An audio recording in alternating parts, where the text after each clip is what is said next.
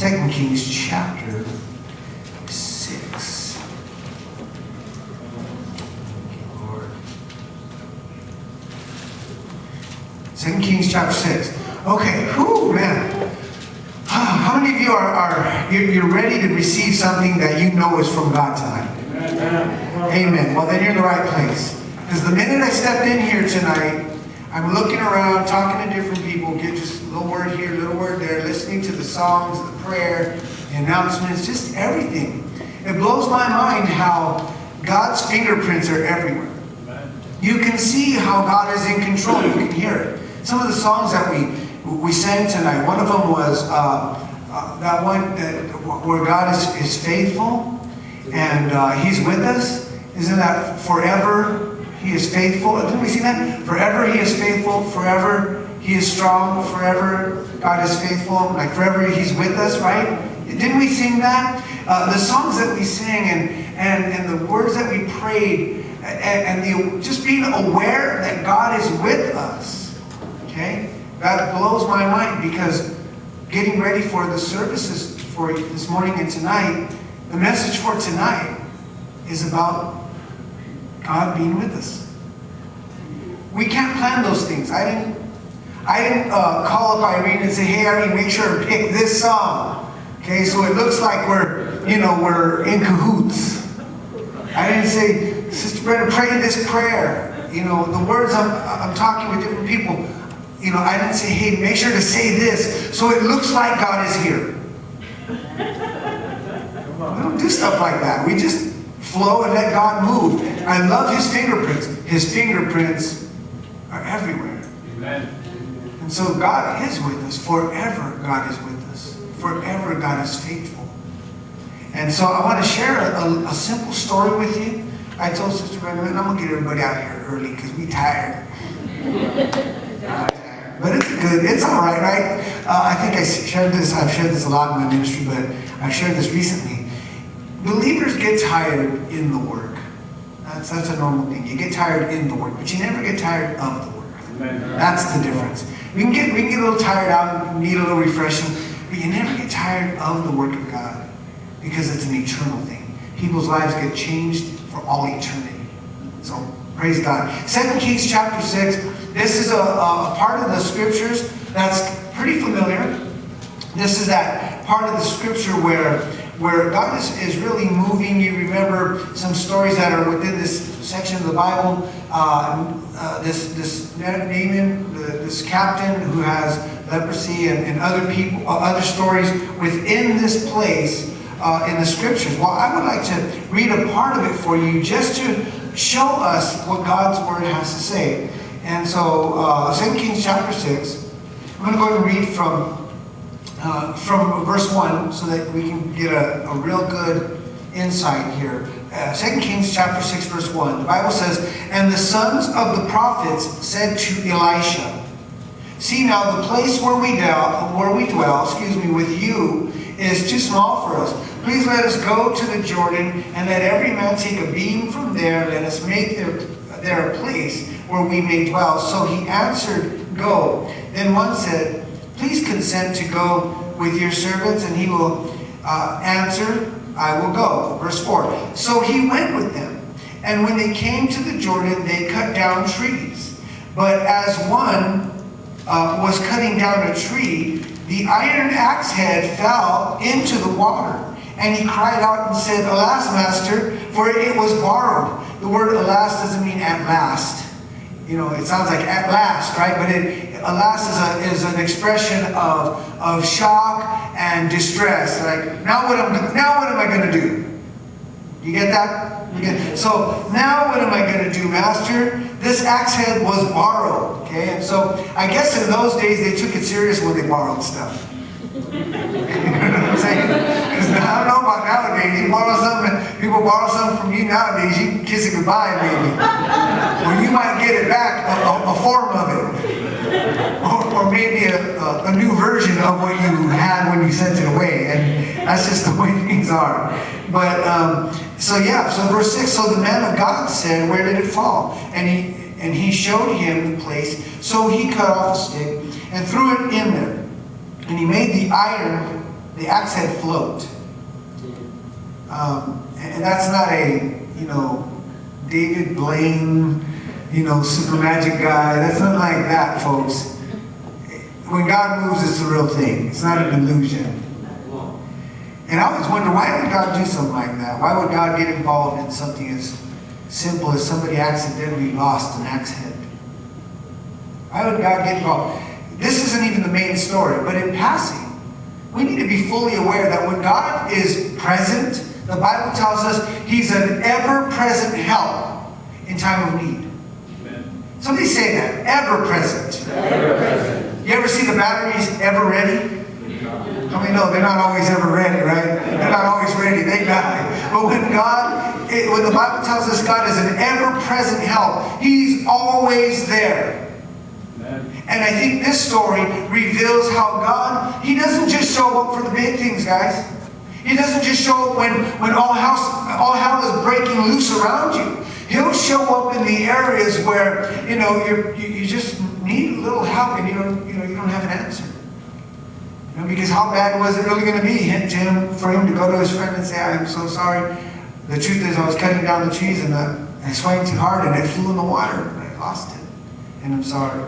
How hard would that have been? It just wasn't. The real pressure was on the guy who cared. He cared about this. He cared that he was going to treat his friend well. That he was going to do right by his friend who loaned him the axe head.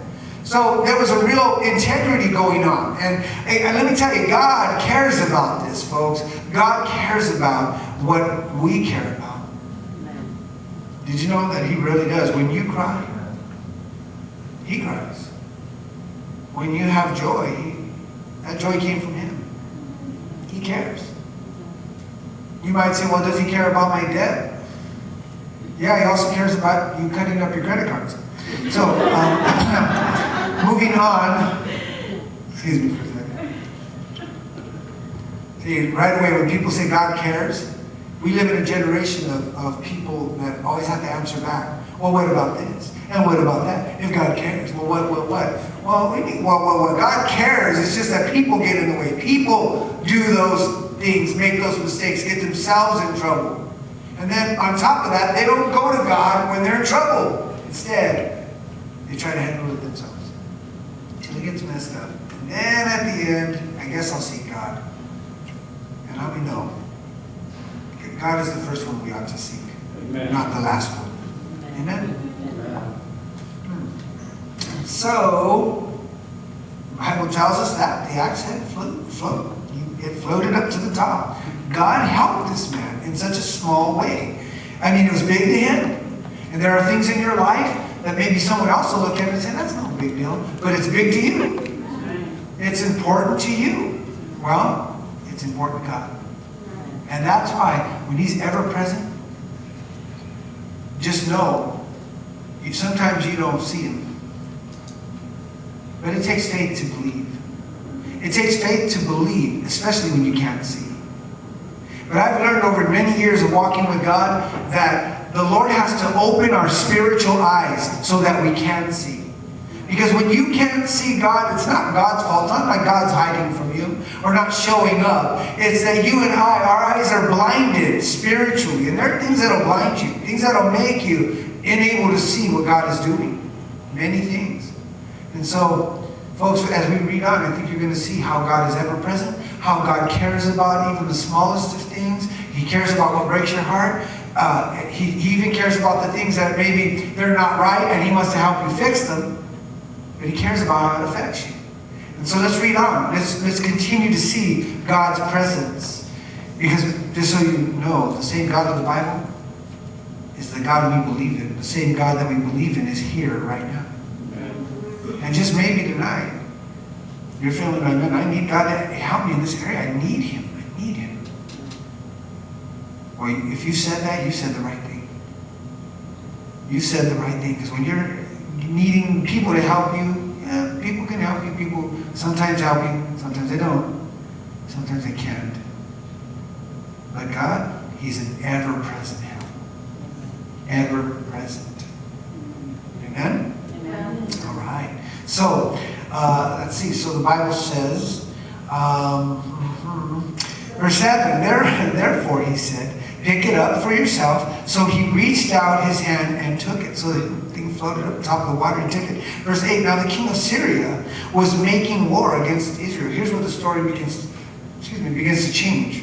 Now it goes from small,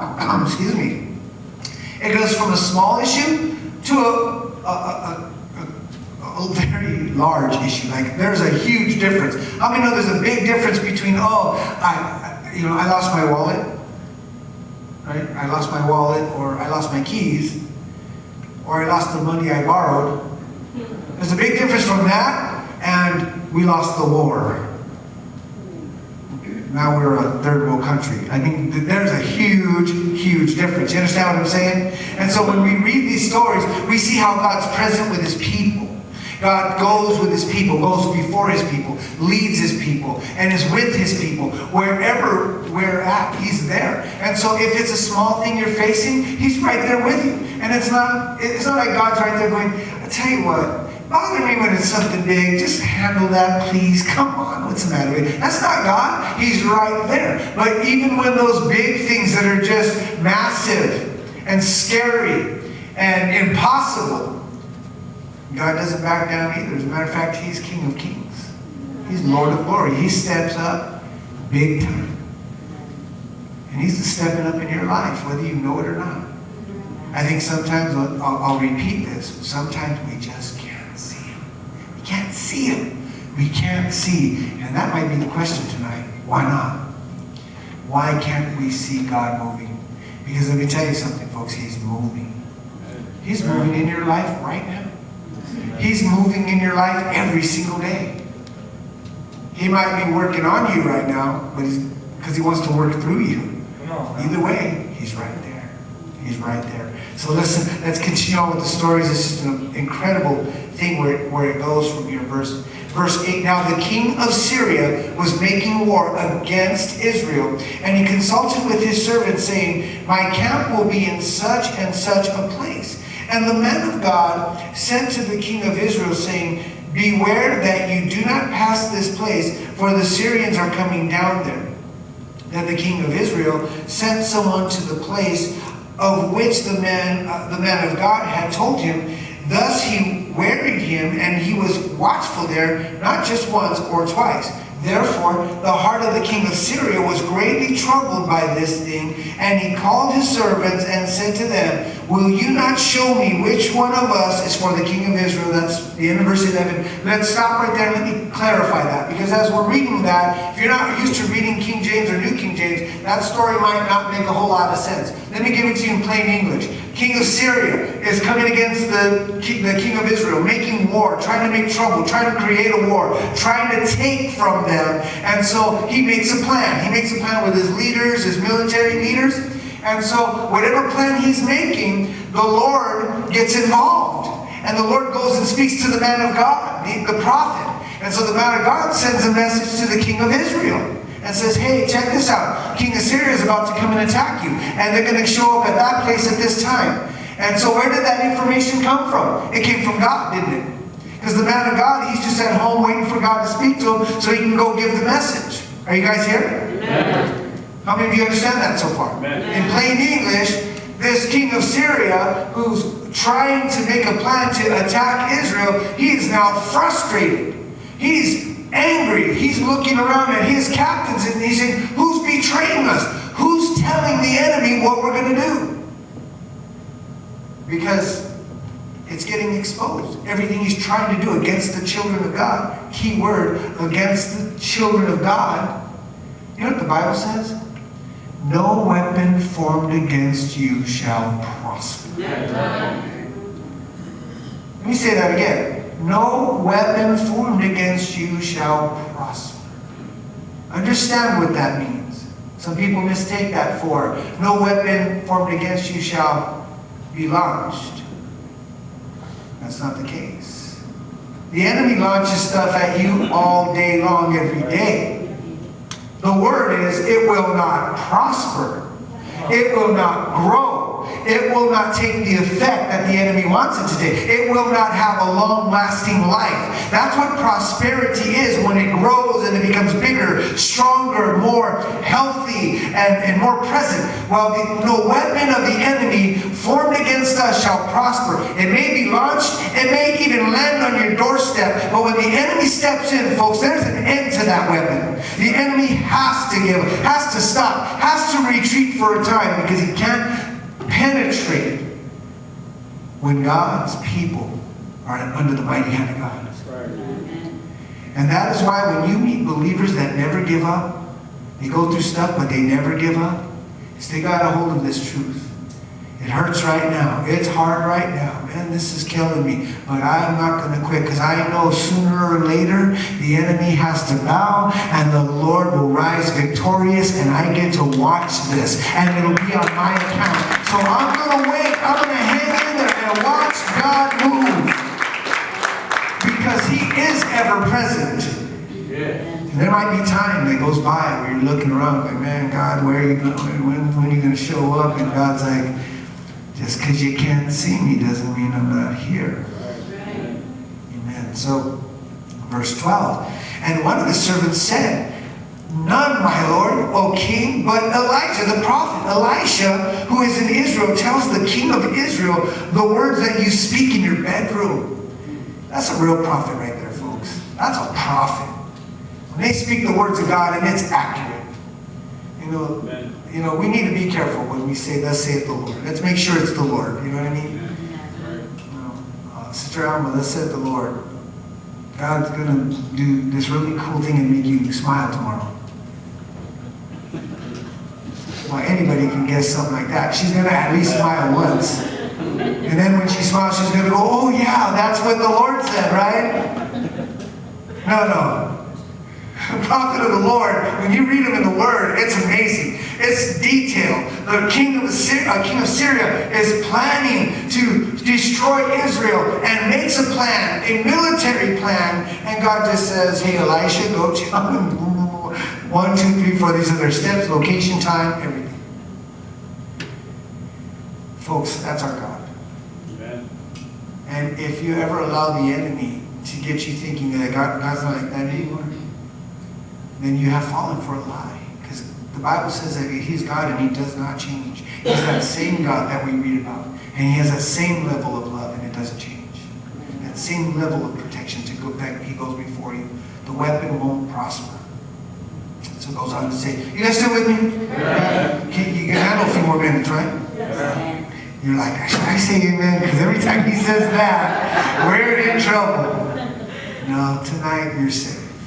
We can stop right there. We've heard enough to face the week. We have. We already heard enough to know that God cares about those little things as well as the big things. We already heard that God is with us. But I think we need to hear one more thing before we close this up. I think we need to hear how sometimes when we can't see God, God will step in and show us. I think we need to hear that. So let's read on. So, verse 13, so he said, go see where he is. So this is the king of Syria now. He's upset. He says, go see where he is, meaning go get that man of God, that I may send and get him. And it was told him, saying, surely he is in Dothan. So Elisha is kicking back in Dothan. That's where he's living at the time. And they tell the king of Syria, he's over there. What do you think the king of Syria is going to do? Send him a basket of fruit and flowers? Is that what he thinks going on? He's going to send him, Valentine's Day gift, here's some candy and, be nice to us? No, he's got a message. The message has an arrow ahead on the end of it, or a sword, or some sort of thing. This king's not playing. He's evil to the core. He's looking to be the complete enemy against the chosen people of God. And we face that every day, folks. There is an enemy against our soul, and he's an enemy against the children of the Lord. And that's not a guess, that's a reality. And so the sooner we learn that, the quicker we realize that, embrace that idea, and stand the way we're supposed to stand, then the quicker it is that you will experience the enemy's weapons defusing. not being able to hit the targets. Amen? Amen. That amen was a little weaker now. So, verse 14, therefore, he sent horses, chariots, flowers, no, he didn't say flowers, and a great army there, and they came by night and surrounded the city. For one man, he sent horses, chariots, and a great army for one man. They must have heard about the God of Elisha. Think about that. They must have heard about him. I always think about that. You know, it's been said, where is the God of Elisha? But I think sometimes we need to find out where are the Elishas of God. Amen. That's another sermon for another time. But let that one sink in. Sometimes we're going, where's the God of Elisha? Where's the God of Tony? Where's the God of Lenny?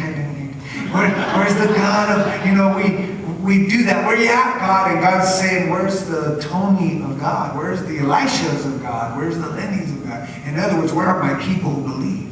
Because I'm there. I'm not backing down. I'm thoroughly involved. I'm an ever-present help. But where are my people who will trust and believe? Where are they? Who will believe even the supernatural? Not just the things that man can work out, but the things that only God can do. Where are those people? Amen. I did say that was another sermon, not for tonight, right? I did. Verse 15. And when the servant... Remember, the army surrounded the city by night. And when the servant of the man of God arose early and went out, there was an army surrounding the city with horses and chariots, and his servant said to him, alas, there's that word again, alas. Does anybody remember what it meant? What are we going to do now, right? Oh, no. You mean, I just said this 10 minutes ago, you already forgot? Once again, here's the servant of the man of God. Let me put this in plain English. The army surrounds the city, surrounds the house where the man of God is living. He has a servant. In those days, a servant was more of a disciple, somebody that they're teaching and developing. And so his servant, I believe his name was Gehazi. We'll read on and see if that's true. They're there, and in the morning, the servant gets up first. He goes outside and he looks around and he gets a nice wake-up party. There's an army surrounding their house. An army. Remember the little problem with the axe head? Remember that? And how stressed out that guy was. Oh my gosh, what are we going to do? What about a problem like that? That's huge. That's a big time problem, isn't it? Yep. And that servant said the same thing. Now what are we going to do? Let's see exactly how he puts it. Let's see. It says, alas, my master, what shall we do? Verse 16. So he answered, do not fear, for those who are with us are more than those who are with them. Let's park there for just 2 or 3 minutes. Let's think about this. This guy comes outside. He sees the army, a way bigger problem. He doesn't know what the source of his problem. Remember, he's the servant of God. He's not the man of God. God already made the man of God aware, very aware. But the servant of God, he's just learning. He hasn't learned how to trust God yet. He hasn't learned how to believe God or to have faith like that. And so he goes outside and he sees this thing, and it's like, oh my goodness, we're dead. We're in big trouble. Who are these people? He doesn't know the story. He don't know what's going on. All he knows is there's an army, and they're with deadly intent outside looking to take care of that man of God. And what comes out of his mouth, alas, what shall we do? I think Elisha hits it on the nose, because what he says in response is, do not fear. Do not fear. Fear is a big struggle. We can have little fears, and we can have big fears. Little fears give us headaches. You ever have that sort of irritated, anxious feeling? Anybody ever felt that? A few of us? You're just kind of edgy and like, no, I'm just kidding. Not quite that. You're on edge. And then, when you talk about it a little bit, you start to find out it's a problem. It's a real problem. It's just not that big. And so those little worries, he gets you a little bit like that. So that's a little, kind of a light level of fear. But then you've got that level of fear that paralyzes you. It literally paralyzes you, where you just I don't know what to do. I don't know how to handle this problem. So I'm just going to lay there and do nothing. I just don't have an answer. Fear can paralyze you like that. And the enemy is looking to get a deep grip of fear in some way or another. Some people are afraid to surrender to God. Did you know that? They're afraid to give it all to God because they're afraid that God might ask them to do something they don't want to do, or God might, command them to give up something they don't want to give up. So they're afraid of that. Please don't ask me to give up my TV show. I don't know. I'm not sure what he's saying. But there are people, don't ask me to give this up. No, God, I just, and it's like, do you think God doesn't have a far better replacement? If he's asking you to give something up, it's because it's dangerous and it's not good for you. And what he has to replace it is absolutely healthy and good for you and perfectly fitting. Some people are afraid to surrender to God. Submit to the Lord. Well, let's bring this down with this. He told them, do not fear. And why?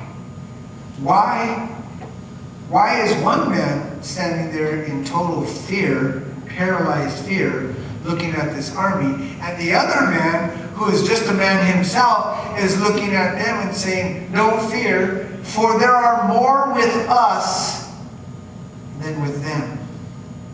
Think about that. I don't always quite understand why believers feel alone. Because it happens. It does happen.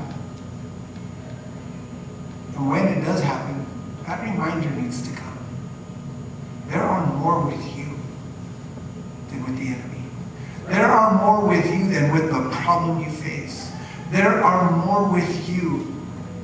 More power, more strength, more wisdom, more blessing, more everything. Why? Because that more, it's not just more a bunch of people. It's Almighty God who has chosen to stand with you. So look what it says, verse 17. And Elisha prayed. Isn't that a good idea to pray? Amen. It's a good idea, isn't it? Man, every once in a while you got to try it. It works. I do say that as a joke, but you'll be surprised how many believers really don't pray. Because I don't count the God is good, God is great, thank you for this plate as a prayer. We taught the kids in PBS where that cute little bedtime prayer comes from. That one, now I lay me down to sleep. I pray the Lord my soul to keep.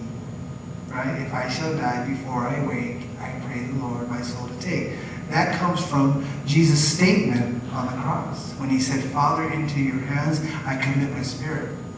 Everybody who read the Old Testament before Jesus came read that in the book of Psalms, and they turned it into a bedtime prayer. And so that bedtime prayer has been prayed all the way up until now. How many of you either were taught to pray that or you taught your kids to pray that? It's not bad, by the way.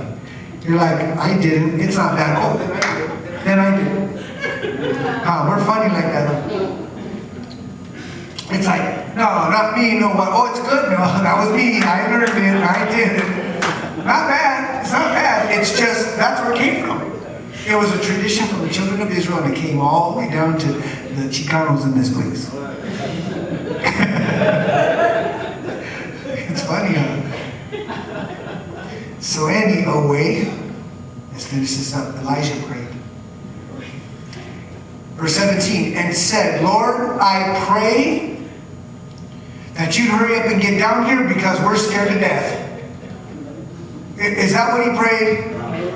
I was going to say, if somebody amens that, man, we're going to start over. If somebody goes and amens that one, man, start the clock over. We're starting back from the beginning. That's not good.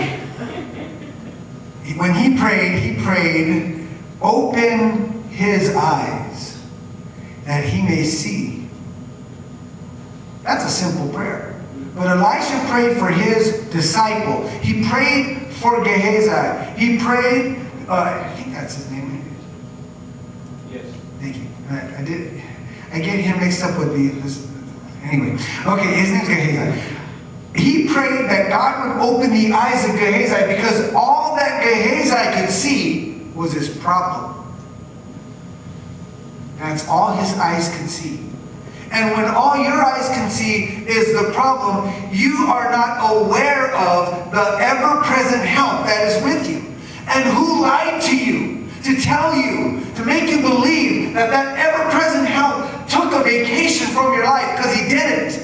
He didn't leave. He didn't walk away. He's still there. But the problem is, when the problem's in front of us, big or small, sometimes that's all we can see and it blinds us. The fear we have, the worry, the concern, the care we have, it blinds us. Whether it's because we're afraid, whether it's because we're struggling, whether something's wrong, it blinds our spiritual eyes and we're not able to see. And so when we're not able to see God, it makes sense why people are afraid. It makes sense why people give up. Because they're not aware that he's still there. You mean to tell me, Pastor, that he was there in my worst time? Yes. Yes. For this Gehazi guy, that's the worst thing he ever saw in his life. He was looking at his and his master's certain death. He was looking out there at an army bent on killing them and everybody in Israel. He was looking at the last day, maybe the last hour, maybe the last minute of his life. So yeah, he's there even in the hardest of times. The problem is this man's fear caused him to be blind. He couldn't see. All he could see was his problems. I can tell you this, people of God. Compare your problems, the size of your problem, to the size of your God. And then tell me what you see. There are a lot of people that their God's too small. So when they look at the problem just overpowers their God. But not for us. Amen? Is that is that a yawn?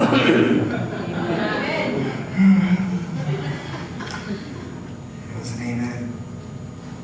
Elisha prayed, said, Lord, I pray, open his eyes that he may see. Then the Lord opened the eyes of the young man, and he saw. And behold, the mountain was full of horses and chariots of fire all around Elisha. When his eyes were open and he could see the truth, there was an army greater, more powerful and supernatural, sent by God to defend his children, to fight for his children. God let this young man see it. You don't read that Elisha needed to pray, open my eyes so I can see it. He came out and he already seen it. He was aware of the presence of God. Folks, there's something that I've been wanting to happen. I've been desiring for this church, and it's been happening. So we've been having services like this, where the presence of God comes into this room differently. And there's just a hunger and a thirst that's coming out, and there's just there's just a passion. And I noticed the last couple of services, there's been that. And God's moved. It's been powerful. Folks, I'm going to close with that. Because I know that God wanted to say that to us. His presence is with you. His presence is powerful. His presence is faithful. And he doesn't leave us. He didn't take a vacation from you. He didn't walk away. But you might want to ask, have I been able to see him? Or has my problems, struggles, and my surroundings blinded me from what is very, very true? Because God does not break his promises. Do you still believe that? Amen. Do we still believe this, that God doesn't break his promises? Amen. Let's do this. We're going to close in prayer. But here's how we're going to do it. Because we're tired and I told you we're going to go home and look, it's still daylight. See, so early. But we're going to pray.